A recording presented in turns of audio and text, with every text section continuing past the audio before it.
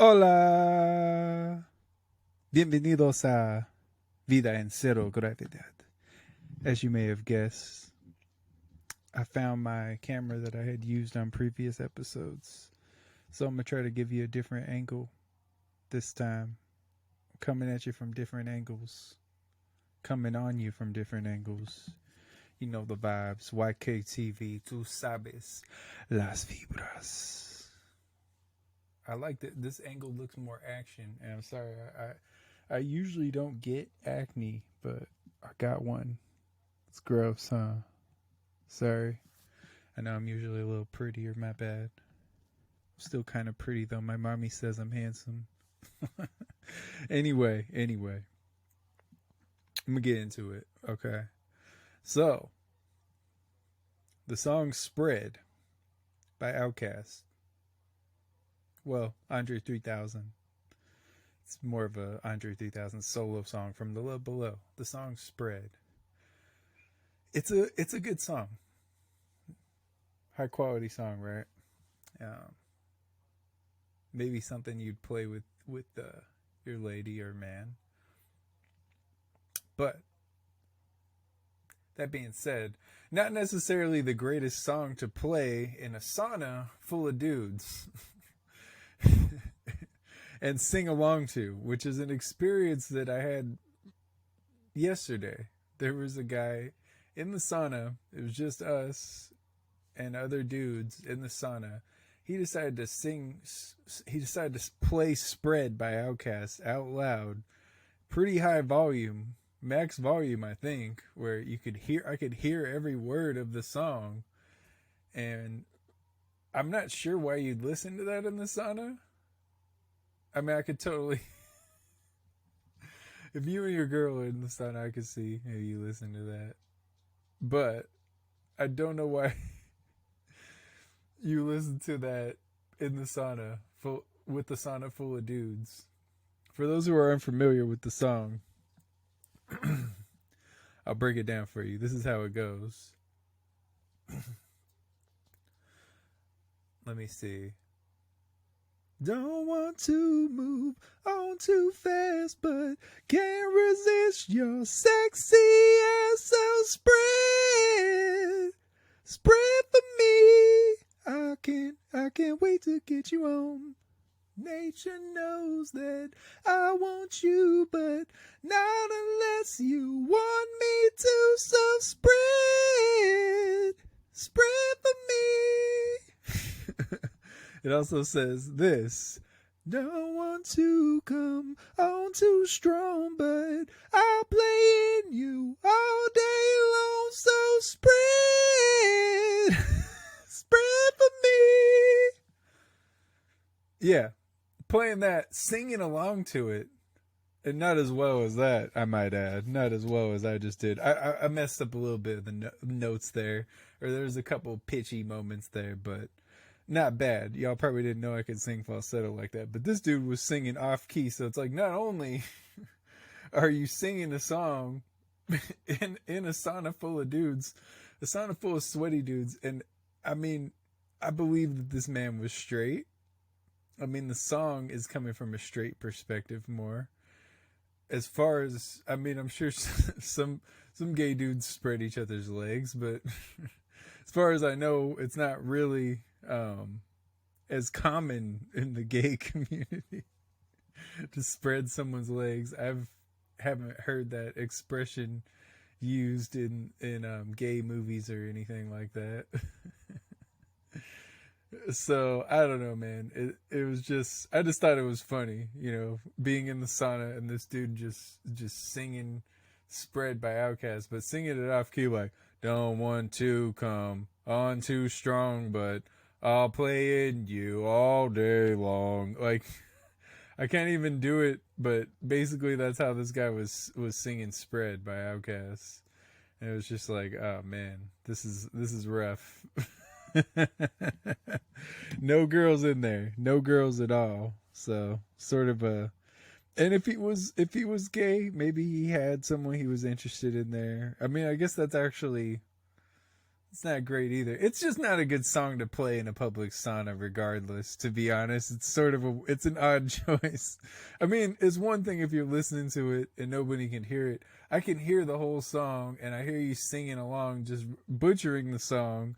So it's like now you're committing multiple crimes at once, and it's a lot, bro. That was a lot. But it was hilarious, and you know what? I actually thank you for giving me that was content for this. And if nothing else, sometimes I just think about how weird my life is that these moments happen to me. You know, I don't feel like that type of stuff happens to everyone. It seems to happen to me quite a bit for whatever reason. Like I've never seen anyone singing in the sauna like that. There was the guy that was just like blasting like Christian trap music, and that was like annoying. It actually didn't sound as bad as I expected, because you hear Christian trap and you're just thinking like, that's got to be trash. I mean, no offense to the Christians out there, but a lot of the Christian music that's not like gospel, it's not great, man. Especially some of the rap. I mean, don't get me wrong, I know there's good Christian rap, but there's a lot of it that's pretty cheesy, you know. Pretty goddamn cheesy, if you ask me. Not something extra disrespectful about calling it pretty goddamn cheesy, right? Using the Lord's name in vain. I'm sorry, but yeah. It's giving canceled. It's giving shadowbanned. It's giving lawsuit. I was talking to Astro, and we were using that phrase. It's giving canceled. And that's what I'm calling the episode. I already knew. Once I said that, I was like, yeah, that's what the episode's going to be called. For sure. It's giving canceled. I have to.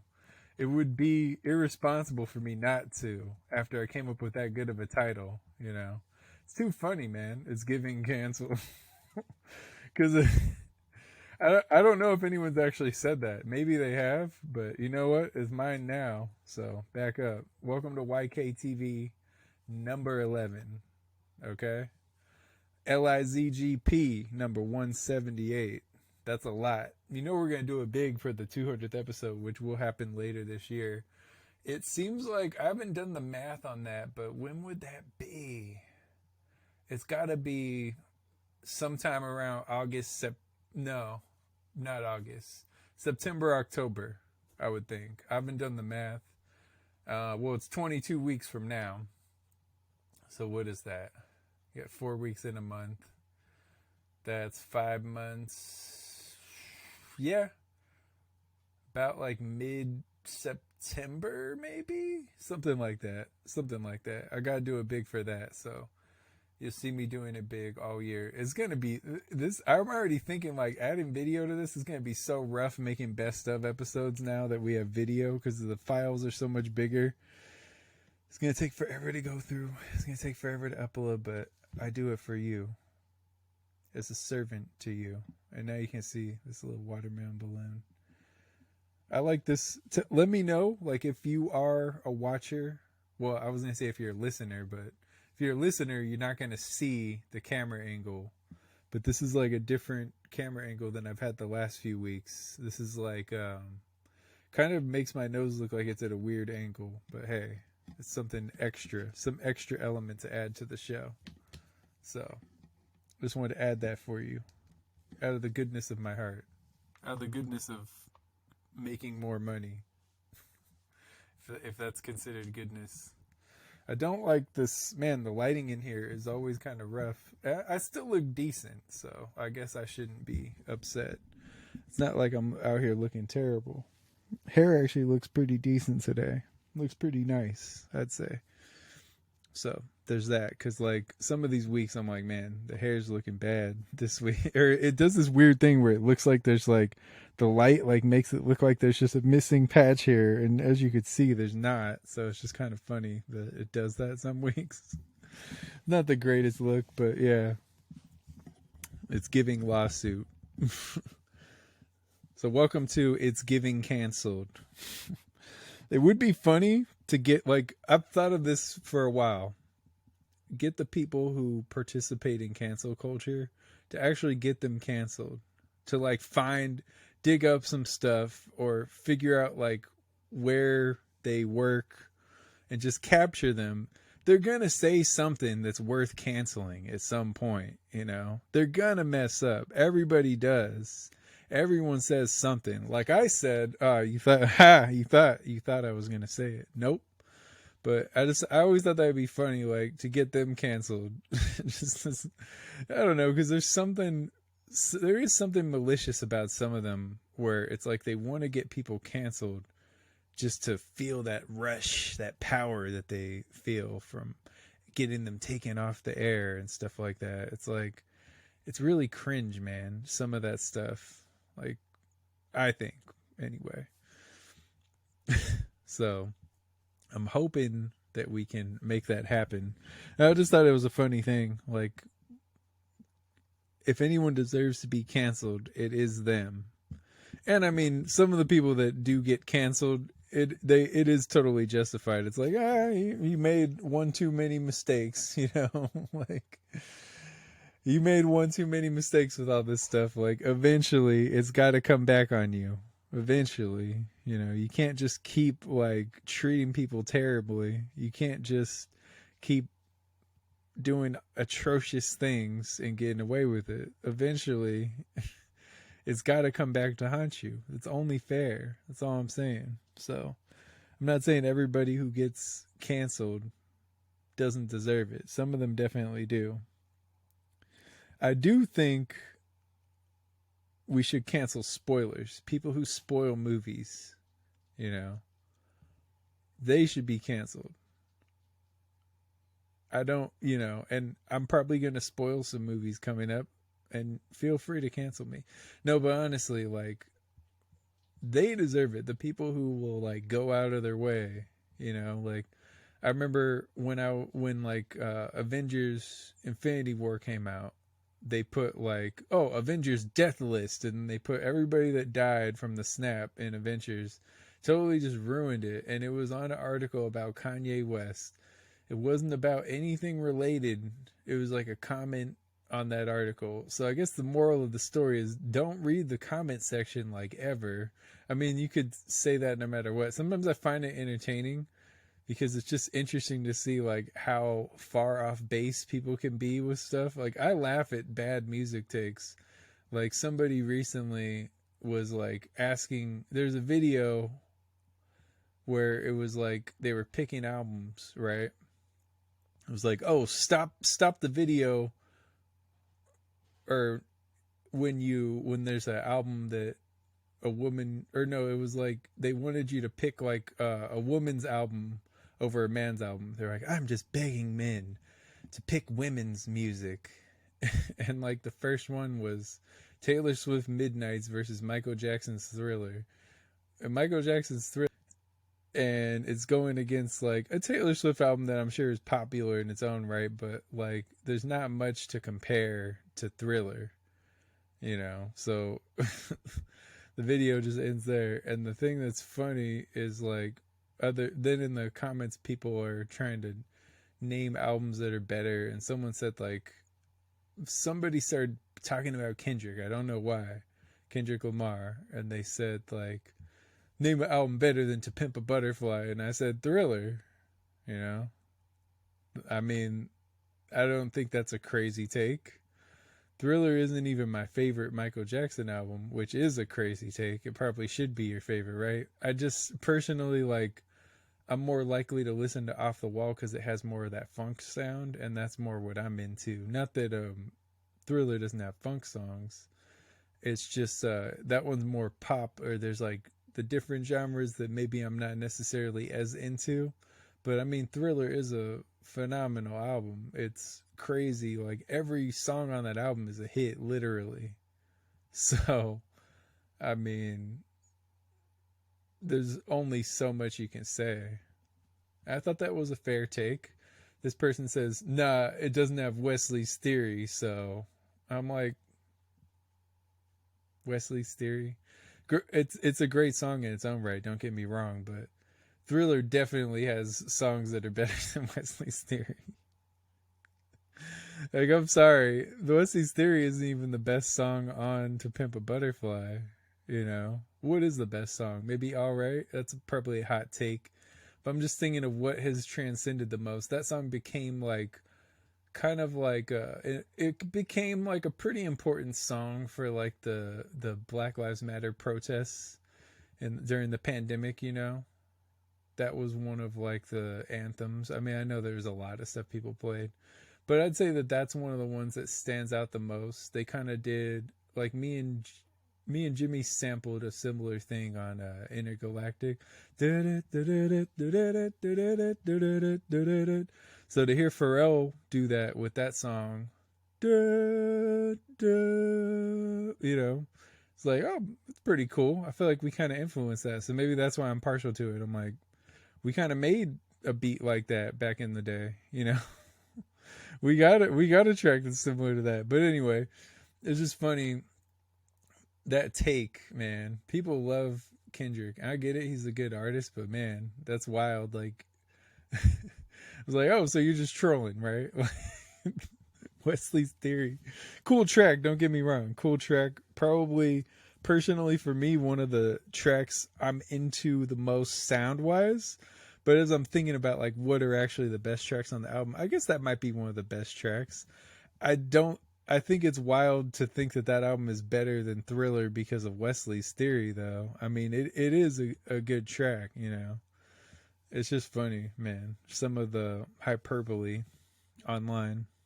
Well, Nose has an interesting angle to it, doesn't it? It's like... Sorry, I know I look a little tired. I haven't slept that much this weekend. I feel good energy-wise, though, so it's not going to pull the show down or anything. I mean, it is, you know, daylight savings, so I think that's throwing everyone off. Astros spring break started, and it's daylight savings. Like, they got cheated out of an hour of their spring break. I told her that. I was like, that's not cool. They could have, like, they should have made spring break, they should have done daylight savings, like, right an hour before your school day ended and just let you go, you know? Like, just do the daylight savings then. Why not? It's not fair to these kids. Shoot, give them an extra hour. You know, let them out 2 hours early. Let them get that extra time in. They deserve it. She deserves it. She works hard. You know, she has like super A's. Like on her report card, she had like a 107 in one class. Like she got. Not only did she have a perfect grade, but she did extra credit. And had like a 10 in a few classes. She had like over 100. Just, man, I'm impressed. I'm proud of you. I'm proud of you, Jazzy. I'm proud of you, daughter. So yeah, it's pretty funny. So speaking of that, I said we should cancel spoilers. Fake spoilers are fun though. Like, my go-to is to say Superman dies. Even though he actually does die in Batman vs. Superman Dawn of Justice. But you could see that he's alive at the end because the grave moves. And nobody really thought Superman was dead, right? Like, honestly, you didn't think that they were killing off Superman. So it's kind of, I don't even know if you could spoil that, to be honest. Like, you could tell he's not dead. And they showed him at the end of Black Adam. Spoiler alert. Now, apparently, I don't know what DC's doing, to be honest. Because now, apparently, he's not in... Henry Cavill isn't playing Superman in, like, the next few movies. Even though they showed him at the end of Black Adam. It's weird. I don't know. I don't understand it, personally. I don't know why they're doing that. But it happened, so yeah. But that's my go-to. I say that for Marvel movies. Oh, Superman dies. Because people that don't know, it's like Superman's not even in the movie. So I like to think that somebody gets pissed off and is like, spoiler. But, you know, like, it's not a spoiler. Superman doesn't die in any Marvel movies. And honestly... I don't think you could spoil Batman vs. Superman. That movie spoiled itself because it's not very good. It's just not very, like, the fight scene. If they just released that fight scene, that would be cool. You didn't need the rest of the movie. You didn't need Jesse Eisenberg as Lex Luthor. Nobody needed that. No one needed that. So, speaking of which, I did see 2 movies this week, back with my movie pass. I want to see Scream, but I didn't get to see it because I'm waiting in line and it's crunch time. I forget. Previews are getting long, man. They're getting really long. The previews. I don't know how they got longer. They used to be, I feel like 15 minutes. And now I mean, they're getting up there. Like, they're like 20 minutes almost. How long was it? Yeah.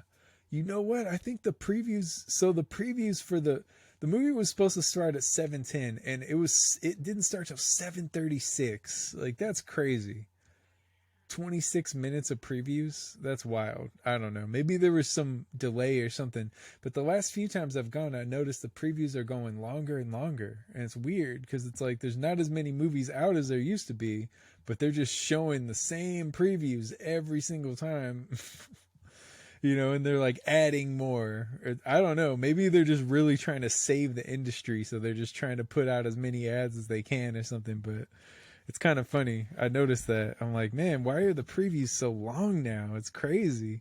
26 minutes is definitely longer for sure. I was looking out because I'm like, I want to say that movie was like an hour and a half. I can't remember. So I'm thinking, okay, movie starts 7:25. The movie will be over right around 9. I'll be cool. The movie wasn't over till like 9:30 because I'm trying to get up at like 4 in the morning the next morning. So I'm cutting it close. I'm like, okay, I could get home and I'll have some time to write and then I can, go to bed. That threw it all off. That little extra time. I should have known better, but man, I was trying to see Scream, and here's the thing that's kind of funny. So I was trying to see Scream, but I'm in line because I'm cheap. I didn't want to pay. I pay for a movie pass. I don't want to pay the 50 cents convenience fee to buy them off of the app. I just go in person and get them.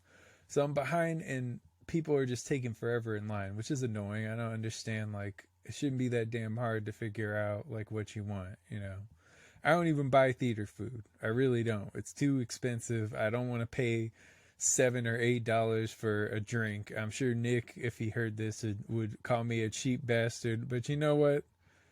I'm not paying $8 for a soda when you can get a 2-liter for $2 or $3. You can get a 2-liter for $1 if it's like the cheap sodas. Why? Like, that's just not a smart decision. And it's not even good for you anyway. So it's like, it's just this, to me, I'm not buying that stuff. Like, I'll buy it. Jazzy always wants popcorn. I'll get her popcorn if we go to the theater, right? All right, fair. I'll get you popcorn. We go to the theater. Personally, I don't really eat it. I like popcorn. It tastes good. It's not worth the calories, It's not. It's not filling. Popcorn's not going to fill you up. Most of that stuff, like sweets, don't really fill you up either. You could eat a lot of sweets and not be full. Popcorn, same thing. Super light, It's, you got to put all that butter on it, especially the movie theater popcorn. You got to put a lot of butter on it for it to be good. So it's just like, it's not worth it. I'd rather eat something else if I'm going to use those calories on something. Like, I don't think it's worth it for popcorn. Personally, I like popcorn okay, but I don't know if that's worth it. That's all I'm saying.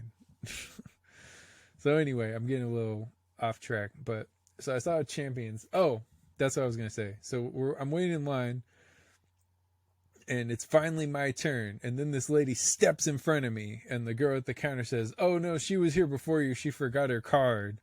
I'm like, "Nah, you don't get to do that." Like, you got to come back and wait in line. You don't just get to jump in front of. I thought that was whack. I'm like, you forgot your card, that's on you. You got to go back and restart where the line is. You know what I mean? I just thought that was trash.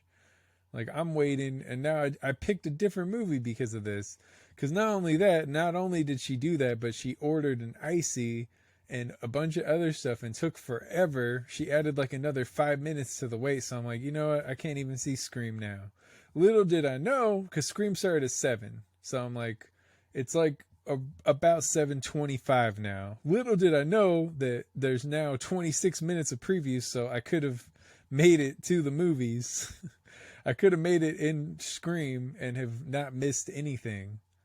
But I didn't know that. I'm thinking, okay, I'm going to miss like the first 10 minutes of the movie. I don't really want to do that. Like, I'll just wait, you know. Now that I know, next time I'll just see the movie I want to see. So I saw Champions. But before I get to that, let me know what you think about that. Should that girl have been able to go? I feel like if you forget your card, which is the most basic thing, I don't even understand how you forget your card at the movie theater, you know. I guess it could happen to anyone, but it's like, you're going in there, you're paying, right? How do you forget your form of payment? There's one thing. I get it. You go to the store and you're shopping and all that. I could see forgetting at the store. I've seen it happen, you know. I don't think it's happened to me, but I understand it. The movie theater, it's like, oh, what do I need to bring to the movies? My wallet. The store, you're thinking about all the stuff you got to buy and all that. The movie theater, it's like, oh, I need to pay for this ticket. Let me make sure I bring my form of payment. So I don't know. I thought that was whack. Anyway, saw Champions. It's like a Bobby Farrelly. I almost said Farrelly. One of the guys on the radio was reading it Farrelly. I'm like, isn't it the Farrelly brothers? Like, I've never heard anyone pronounce it Farrelly. You're making them, I believe that's like an Irish name. You're making it sound Italian. The Farrelly brothers. Super Farrelly brothers. So I don't know what was going on with that, but I'm changing angles here. So I saw Champions. It's not a bad movie. I felt like it was missing a little something. Pretty funny. It had like a good heart to it, I guess. And it looked like it could be bad on the previews, to be fair. So I would rate it about 6 out of 11 Zeus slabs God. That's what I would give it. And it's interesting, the scale, right? Because I saw another movie that I would give the same rating, but I think I enjoyed Champions more. It's just that it wasn't, if you're looking at it as a comedy, it's like, there's funny parts, but it's not hilarious, you know? If it was a little funnier, it probably would have got a higher rating. It was like, it was funny. It wasn't like unfunny, but it wasn't hilarious. You know what I mean? Like, it was about as funny as A Man Called Otto, which wasn't really billed as a comedy. So that's why I'm like, that movie was a better movie, because it had more. It wasn't, this one felt a little hammy, I guess. A little hammy, but it was cool. It's a nice movie. It's like on the verge of being a 7, you know, but a 7 feels too high for me. So I give it a 6 out of 11 Zeus slabs God. Okay, so I also saw A Knock at the Cabin, I believe it's called, the M. Night Shyamalama Ding Dong movie. And that movie had potential. It went well. It was missing a little something too. What I think it was, and this is where I said I might spoil it, right? So if you're worried about being spoiled, maybe skip ahead a couple minutes if you're planning to see it. Because, you know, with M. Night Shyamalan, there's twists with his movies. So the twist with this movie was, I think this is what it was supposed to be, that the whole time these people are the 4 horsemen of the apocalypse. I figured that out about 15 minutes into the movie. I was like, oh, they're supposed to be like the 4 horsemen of the apocalypse, you know? That was the whole twist. They finally say it. They come out and say it at one point, like, these are the 4 horsemen of the apocalypse. And I was like, well, yeah, I mean, they bring in plagues. Like, maybe if you weren't as familiar with the Bible, you know, or like the biblical lore, you might not know. But I mean, Kurt, the hero, shout out to Kurt the hero, my brother, he also said that he knew. So I think that's why it was like, if that wasn't a twist for you, if like the movie hit, like some of his movies, it's almost like a gimmick for the twist. It's like the twist is what makes the movie, you know? So that was kind of like, it wasn't like that was Split, but it definitely added to Split, when at the end you see Bruce Willis, you know, who was from Unbreakable. You see him there. So it's like, oh, that's wild. Like, so this whole time this was secretly a sequel? Like, for a movie to secretly be a sequel is a pretty wild twist, you know? Like, what it took place like way after the original, you know? So for that to happen, it's a pretty wild twist, to be honest. So that was a good one. This one, it's like, if the twist was for them to be the Four Horsemen of the Apocalypse, it's like a lot of us figured it out, and then also it's like they came and all that, and you're still able to save the Earth. Like, that was sort of weird too. It was like, once they come, it's pretty much over, you know. So I don't know what I don't know. It was interesting. It was an interesting concept. I just felt like it was missing just a little bit, you know. But it was cool. I give that one a 6 out of 11 as well. Both of them are like worth watching, but maybe not. You don't have to rush and see them. That's what I would say. I should announce I got a show March 16th, 2023 at Los Globos in Hollywood. They're kind of giving me a hard time about ticket sales. So if you feel inclined to sell a ticket, much appreciated. Or to buy a ticket, I should say, much appreciated. I'm not really tripping about it because it wasn't. So what they sold me was a little different than reality. So, you know, you got to pay. You put down some money to get on the bill, right? Wasn't a lot of money. Then, the way they made it seem is like, oh yeah, then you sell tickets, you can make your money back. Well, now it seems like you got to sell over 10 to actually start getting your money back. And I'm like, well, I'm not quite as incentivized to sell tickets now that I know that I have to sell 10 to get, you know, I guess it's probably motivation for some people. For me, I'm like, I don't really want to make you more money. Like, you're the promoter, you sell the tickets.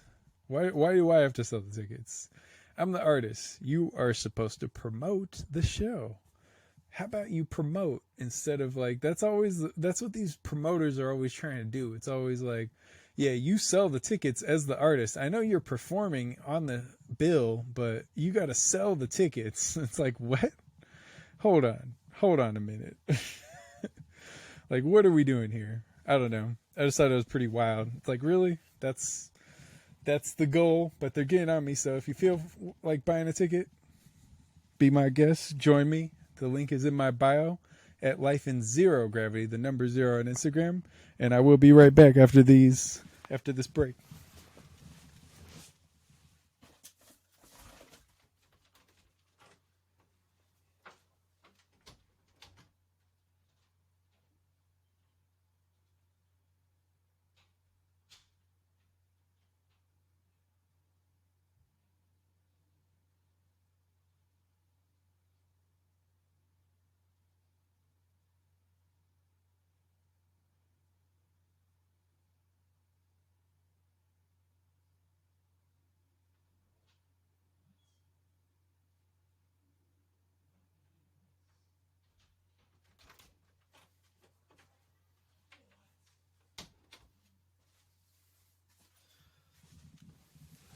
Welcome back. That was my break. I gotta look. I'm running on this is a short week. I'm running a tight ship here, and I gotta just. It makes it a lot more difficult when there are multiple videos. So I'm keeping this to one video. Basically, I don't know why I made that more complicated than it had to be. Basically, that's what it is. So yeah. Oh,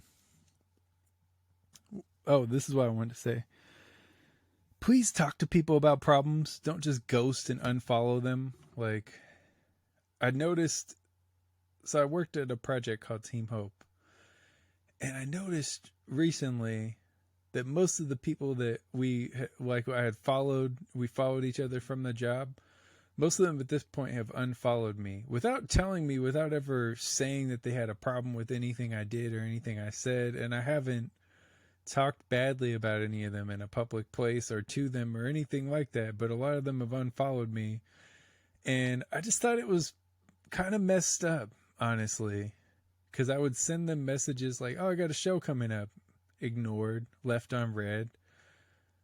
From people that supposedly like supported my music, were interested in my music and all this, and would tell people when we worked together, oh yeah, this guy has like 30,000 followers on Instagram, and they would tell me they were gonna jokingly say, oh, I'm gonna be his manager and stuff like that, and show interest, tell me they liked songs, and then they unfollow me out of nowhere. And I just find that it's just weird, man. Like, if you got a problem, just address it. I haven't been rude, mean to any of you. I haven't said anything bad about you or anything like that. So I personally find that strange. I don't know why you do that.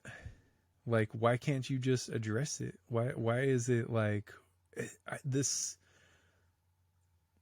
like whole internet culture has just created such cowardly people? It's like, if you have an issue with people, address it. Don't just like leave it lingering. Don't just unfollow them. Don't just ghost them. Like, it's strange to me. It's like, be a man, be a woman, like, address it. Why does it have to be like that, you know? And then it just feels like you were clout chasing. Then when we don't work together anymore, when you can't like announce to people and use me for clout, then you want to basically dead the relationship. You know, it's like, oh, we don't work together now. Oh, I can't like tell people I know you and all this. Well, I'm gonna unfollow you. Like, it's just kind of lame. I don't know. I found that lame. I don't get it personally. I thought I made friends there, but it just seems like once it ended, that was it. Like, a lot of people just bounced, never talked to me again. I don't know. I felt like that was a little disrespectful personally, but what can you do, really? I wish that people were more confrontational. It's annoying when people just are afraid of being the bad guy. So they think that a better solution is to just ghost you, unfollow you, not talk to you anymore. And in their head, they convince themselves that it's like, oh yeah, I'm doing this to be nice, not to hurt their feelings. And in reality, no, it's just because you don't want to expend any of your energy. You don't want to have to face an awkward scenario. You don't want to have to address anything. You don't want to do anything where you could possibly be seen in a negative light. So you just abandon ship. And it's like, it's sort of a self-fulfilling prophecy, because you do just end up looking like a cowardly dirtbag, you know? It's like, personally, that's what you end up looking like. It's like, oh, you're happy to claim to know me in front of like hundreds of people when it's like advantageous for you, but you don't come to the show. You don't even pretend to be interested in the shows that you supposedly, you know, were. One girl, it's like, she said she wanted to hear my music, never listened to my music, never supported any of it, didn't, you know, send her the show, never responded, and then eventually just unfollows me out of nowhere. It's just like that type of weird stuff like that. It's just it's weird behavior. It's strange. And I honestly don't understand it. It's like, just like, be an adult, you know? Be an adult. Is that too much to ask? Like, why do we allow this type of behavior? I'm not going to allow it anymore. Honestly, like, I'm going to unfollow a lot of people because I feel like people just don't support what I'm doing. It's like, this is a music Instagram. If you don't support my music, get off my page. Like, if you don't have the time to double tap on a post, you don't even really have to like it that much. Like, what is so hard about that? If maybe you don't necessarily love what I'm doing, but you probably don't hate it. So why not just give it a share? You know, if you care about me as a person, why is it always like, why is it like that?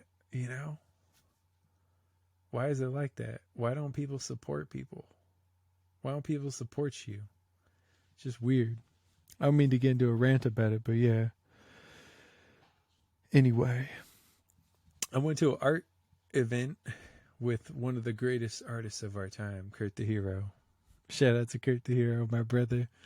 It was cool. It was one of these underground art events. I would recommend these events. I've been to a few of them at different places, and it's just sort of like it'll be like at somebody's house, and they'll have like a stage in the backyard for performances. They'll have art displayed and art for sale, stuff like that. It's just kind of a cool thing. It's a unique experience. I've gotten to experience it a couple of times at different places, and I don't know, it's just something I recommend. It's enjoyable, I'd say. So yeah, I don't know, it's just something fun to do. So yeah, shout out to Kurt the Hero. Good time. AI art is taking animated jobs though. That's a crazy thing. I've seen like some of this AI stuff it can animate, and they're trying to use it to replace, like, to wipe out the mundane animation jobs. And it's like people are struggling to find animation jobs, and you're having like computer programs do it to save money. It doesn't look good, really. It definitely doesn't look as good as like someone actually doing it. But they're just trying to save time and money, and they're trying to automate it all. And it's just, I mean, part of the whole point of art is that somebody created it. Like, somebody created this art. Somebody put their time and effort into this. And when you use the AI art, the way that they even get the templates for it is from actual artists. They're taking the work of actual artists and combining them using this template. It's not template, right? It's usually template. It looks like template, and you always want to say template, but it's template. So you're using the art. The way they get it is from different artists that are combined together. Their artists combined together to create what the AI uses. So whenever they do this, it's like they're using these artists' work for free without paying them. So what I'm saying is none of this stuff would exist without people creating the art in the first place. But they're trying to take the gerbs. They're trying to take our gerbs. They're trying to take our jobs. They're trying to take artists' jobs. It happens with music. I'm sure there's rappers and singers using like Chat GPT to write lyrics and maybe just punching them up a little. You could do it. You could probably have that write you a song in like a couple minutes, and it's just, I don't know, it's scary. That type of stuff is scary. Songs, movies, articles, all that can be written by AI. All that can be written by AI. And it's crazy to think that that's the direction things are going in. And some people just buy into the AI thing. And it's like, this is scary. Like, I don't know. Personally, I just see a lot of like, there could be a lot of negativity that comes out of that. It's scary that people don't care what's real and what's fake anymore. Like, people don't care. They don't care about artistic integrity anymore. It's just like, whatever sounds good, looks good to them. Who cares where it came from? I like it. I'm going to give, like if somebody has ghostwriters, for example, a lot of people don't care. I've seen people say stuff like, yeah, they might not have wrote it, but they made it sound good. And it's like, with hip hop, I don't believe in ghostwriters. I think that's lame. I don't think hip hop and rap artists should have ghostwriters. I just think it's a bad look. I understand for other genres having songwriters, but for hip hop, it just is wrong. It's like, it's supposed to be like your word. And a lot of hip hop is about how great you are, It's like boasting, bragging, like, oh, I'm, the best to ever do it. And if you are having someone else write that you're the best to ever do it, aren't they actually the best? Like, why? How are you the best? You know what I mean? It's like, you didn't write it. You didn't write that. You don't get to brag. It's funny to think of like people rapping like braggadocious ghost written raps. It's like, you didn't write that. Like, how are you bragging? I don't know. I digress. But a lot of people live life online more than they actually live in person. Like their online persona and what they do online is more important to them than what they're actually doing in person. That's a real thing. That's real. Like, it's really something that they go through. I don't know. You got to make time for your happiness. Like, don't work every hour of the day. I'm guilty of it myself. I work a lot, and it's important to actually make the time. Like, if you're an artist, you got to make the time to actually create your art instead of, like, I guess just waiting for it to happen. You know, that's a lot of us do that because it's hard. We're battling extreme forces a lot of the time. The algorithms, all this stuff, you know, shadow bans. It's terrible. But we got to persevere. Don't live your life online so much, you know, like go outside, have fun, be in nature. You don't have to be jacked into the computer all the time, jacked into the matrix, you know, just make time.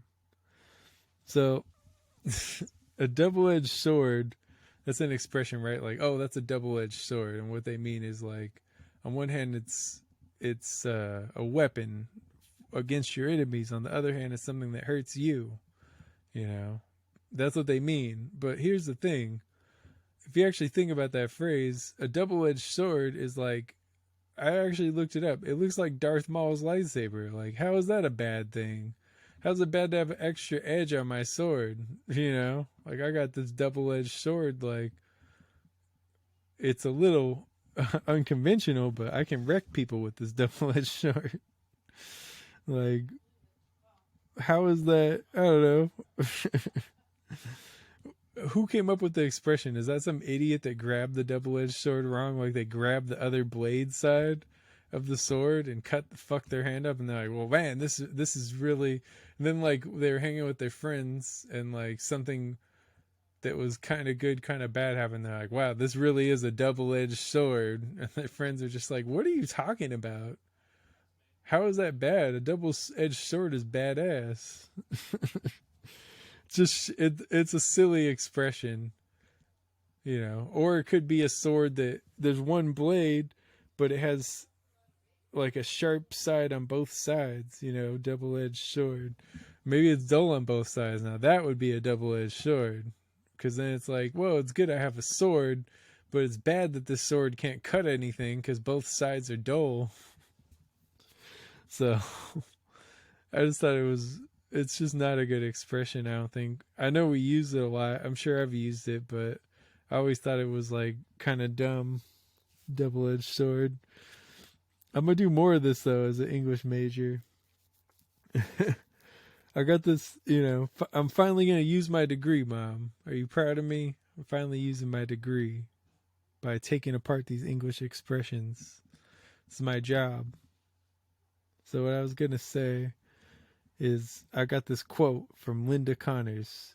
This much freedom of expression and opinion can be a double-edged sword.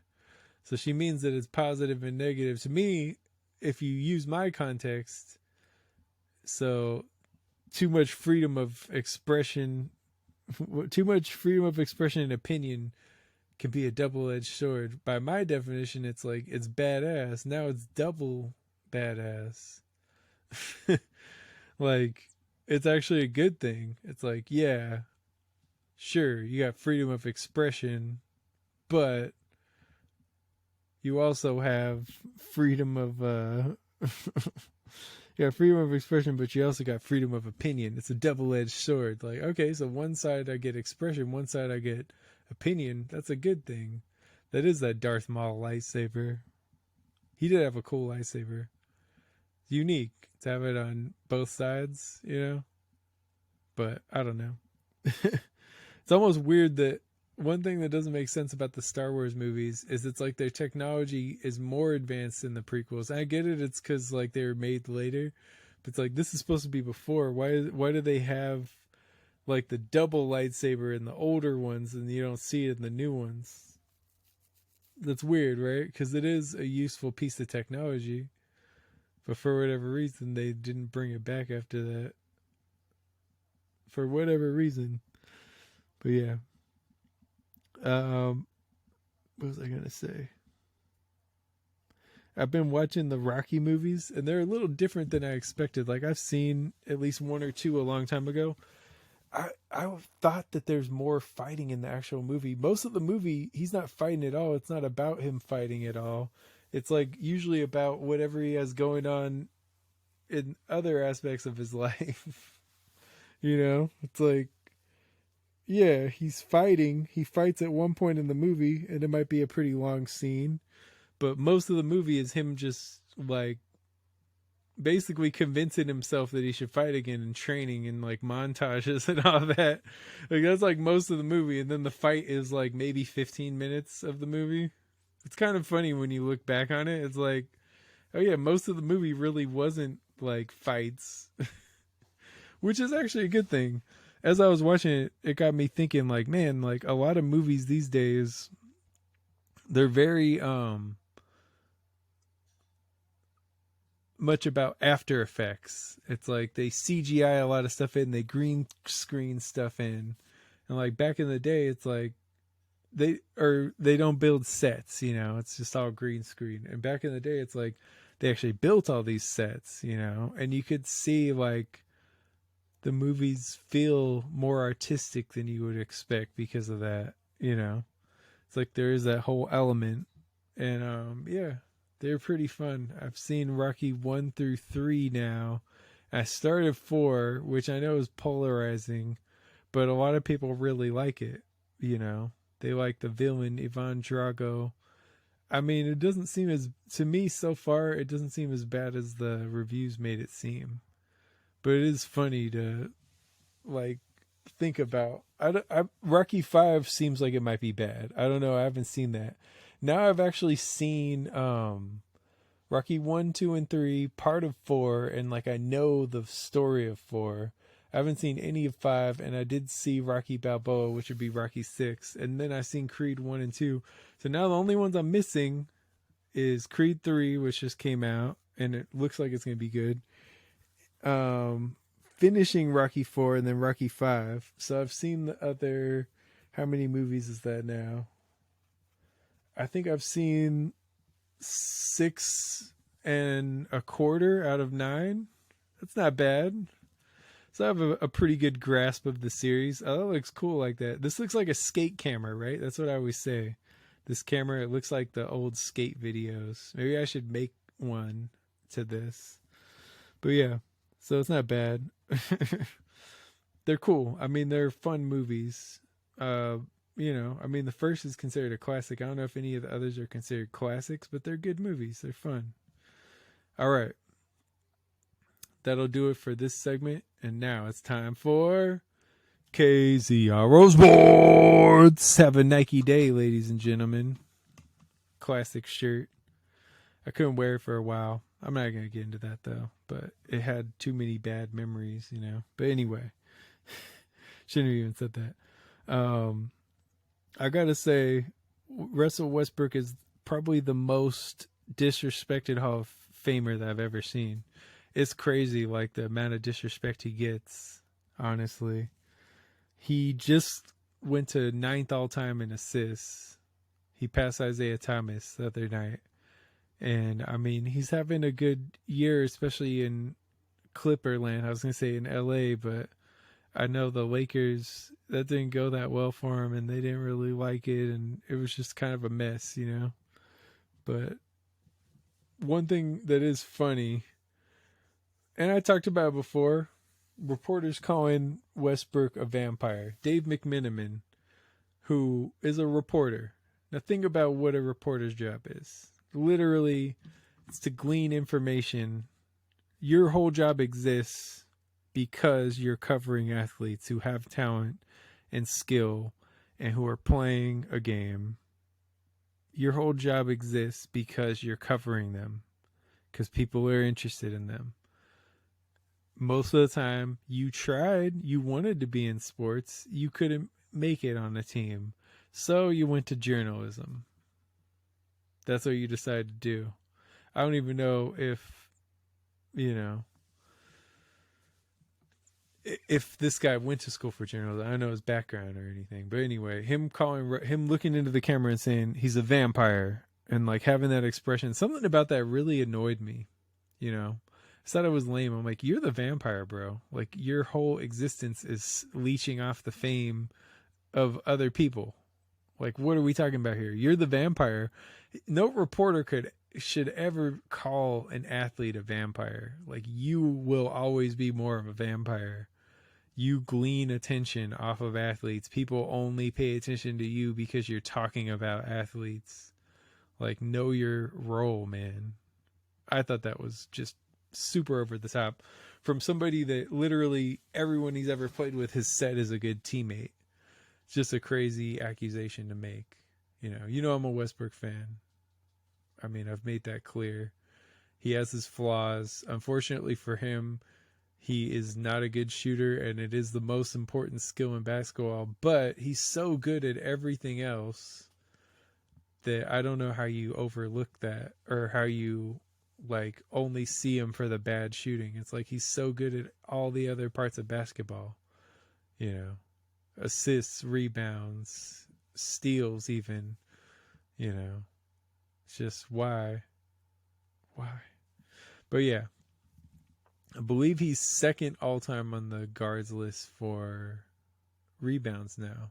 Ninth all time, not in guards, but ninth all time in assists. He's probably going to finish in the top 5 in assists. And he could get really high. He could get high in points. It just depends. Now, I mean, he's not scoring as much as he used to, but part of that is them bringing him off the bench. But yeah, I don't know. All that, the vampire thing, that doesn't stop me from laughing at what I think is a very funny burn. There's a picture. I knew this wasn't going to go well for Russ. You heard the whole thing with the Clippers. They have all the toilets. Bomber he said, toilets! We got more toilets than any franchise. And it's like, as a franchise that people say is crap, you might not want to align yourself with toilets as a shitty franchise. Maybe you don't want to do that because people are instantly going to draw that comparison. It's like, yeah, of course you have the most toilets. Like, your team is shit. Like, not that they're even bad. Shoot, they're better than the Lakers for most of the year this year. We'll see how it plays out in the playoffs. I mean, they beat the Lakers. They've actually beaten the Lakers, I think, like the last 10 times or something crazy like that. And they've won, like, most of the last 50 games. So, I mean, they've kind of owned the Lakers. But the Lakers have 17 championships. You have none. You haven't even made it to the finals. As far as I know, I don't think they've ever made it to the conference finals. So, I know they haven't made it to the championship. I don't even think they've made it to the finals. They've been close, but they haven't made it. That's crazy to think. Anyway, yeah. So, what I thought was funny, I can't deny this. What Russ is in the crowd. He's wearing a helmet, like one of those construction helmets. I'm like, oh no. They already call him Westbrick. They say he's laying bricks, like, and now he's in a construction helmet. It doesn't take a genius to know that's not going to go well. I've seen him get roasted for it already so many times. It is funny. It's funny. I'm not going to lie. What was really funny, though, is somebody called him Count Brickula. Count Brickula, man. I'm sorry. You haters, you got me on that one. That shit is hilarious. Count Brickula. That's a good one. Oh, man. Count Brickula. It's crazy how Lakers fans dissed him at home games to me, though. It's so crazy. Like, them booing him, calling him Westbrick. And I thought about it, and I'm like, for you to be at home, your family's there and everything, I totally see why he was upset with that. Like, what has he really done? Other than, like, maybe be a little bit disappointing on the floor. It's not his fault.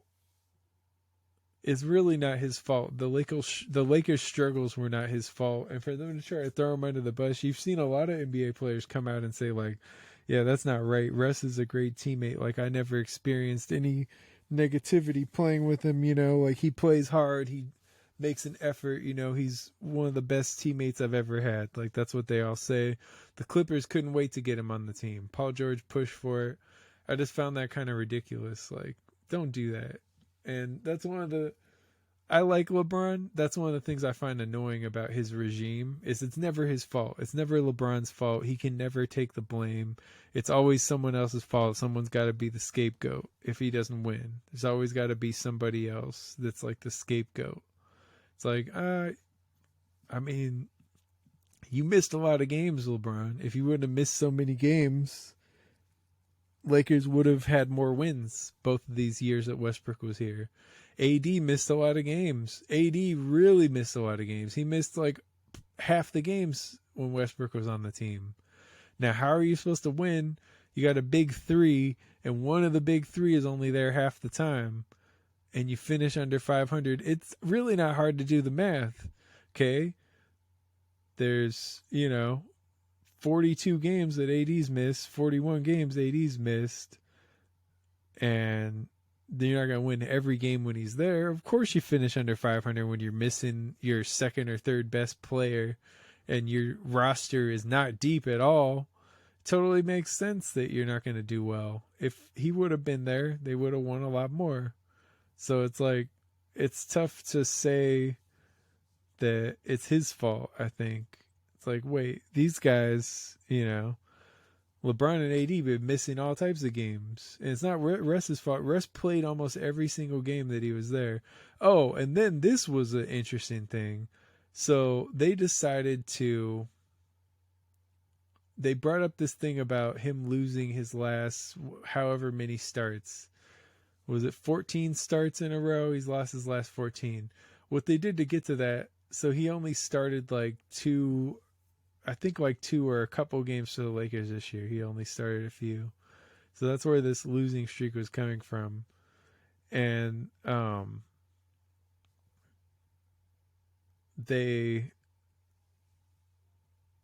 what's it called? LeBron and AD, LeBron missed like over 20 games. I think he missed like 30 games last year.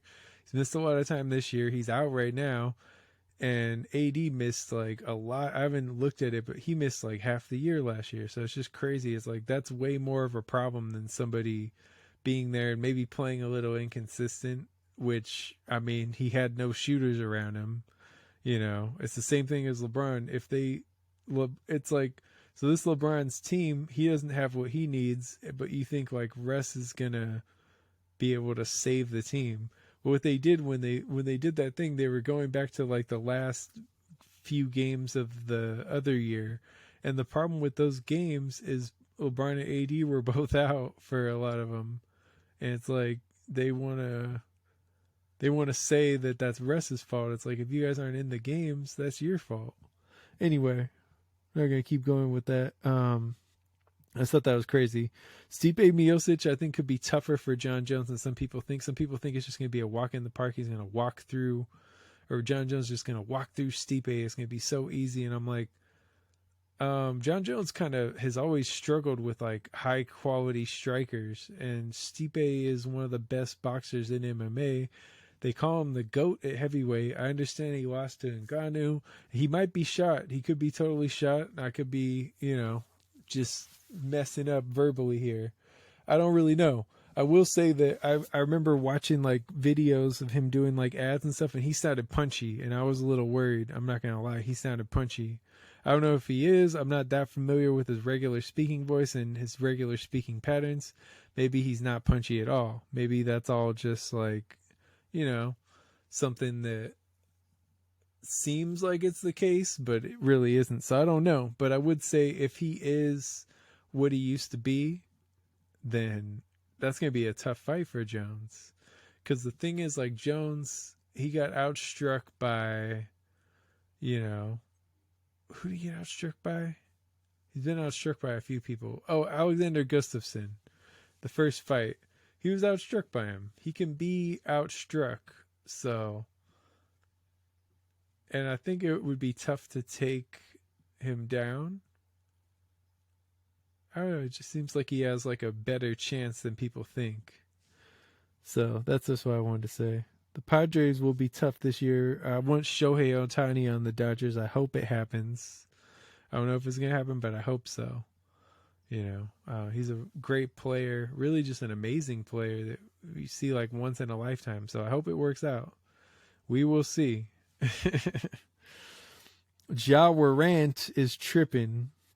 I hope he gets it together. He's one of the most exciting players to watch in the NBA, but he is tripping with some of the stuff that he's been doing, man. Like the guns, like all this, like, you know, running up on people in the mall at Foot Lockers. Like, why are you doing all that? Like, you're on the verge of making hundreds of millions of dollars. Like, why do you care what any of these people have to say? Why are you trying to like be a tough guy, like be street? Why are you trying to do all that? Like, I just thought that was dumb, man. I hope he gets it together because he is one of my favorite players to watch. He's very exciting, good player. And I mean, he doesn't need to be doing that. Like, just hire security, bro, if people are hassling you. But it doesn't seem like that's what was even happening. So, yeah. Hopefully he gets it together. And that'll do it for the sports segment. I'm going to jump right into the Book of Grav. Let's see what we got. Random page. I bring that 90s red man energy. Woo, woo, woo, woo. Rhymes so hard, diamonds can't splinter me. Meanwhile, I pull a whole deck of cards. Shatter you to where they can't check the shards. Inject the bars. Peep the dope's purity. I break matrices and let circus free. We go berserk on your fake conventions. I use a strong mind to break intentions. My lines never flat, my lines flat line. I work too hard, y'all couldn't grind that grind. Hoes words start out so negatively said. In minutes they beg to give me head. I'm so slick every rhyme is laminated. I slacked for years while my ransom waited. I watched while your reputation's faded. I laughed because the depth you stay in's jaded. They know what the fuck it is. Scratch this off your bucket list. Big Grav with the Z-bomb bangers. Warning, this that phenom danger. They know what the fuck it is. Scratch this off your bucket list. Big Grav with the Z-bomb bangers. Warning, this is phenom danger. Gravy, baby.